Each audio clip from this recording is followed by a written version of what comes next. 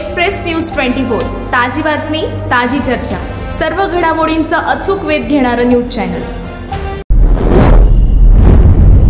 इचलकरंजी शहराची पाण्याची गरज ओळखून राज्य शासनाने दूधगंगा उद्भव सुळकूट पाणी योजना मंजूर केली आहे, मात्र त्याची अंमलबजावणी होत नाही। यासाठी गेल्या 14 महिन्यांपासून सुळकूट पाणी योजना कृती समितीने विविध आंदोलने केली, मंत्र्यांना गावबंदीचा इशारा दिला, आमदार खासदारांचा निषेध करत आमदार प्रकाश आवाडे यांच्या निवासस्थानावर निषेध मोर्चाही काढला, तरीही योजनेच्या अंमलबजावणीसाठी शासनाकडून कोणतीच हालचाल होताना दिसत नाही।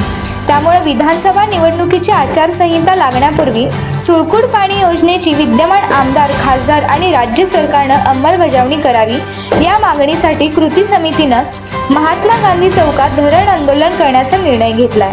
त्यानुसार आजपासून हे आंदोलन सुरू करण्यात आले।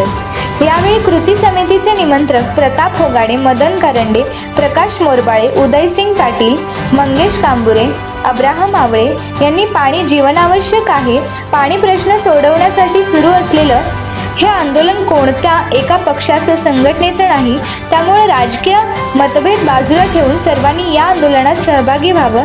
अभी नहीं तो कभी नहीं, त्यामुळे शहराचा पाणी प्रश्न सोडवण्यासाठी संघटितपणे लढा देऊया। 2 ऑक्टोबरपर्यंत चालणाऱ्या या आंदोलनाची सरकारने दखल घेऊन सकारात्मक निर्णय न घेतल्यास आंदोलनाची तीव्रता वाढवण्याचा इशारा देण्यात आला।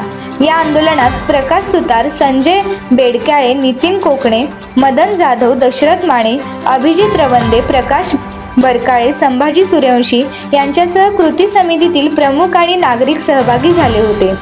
या आंदोलनात स्थळी विविध पक्ष संघटनांचे पदाधिकारी, कार्यकर्ते आणि नागरिकांनी भेट देऊन पाठिंबा जाहीर केला।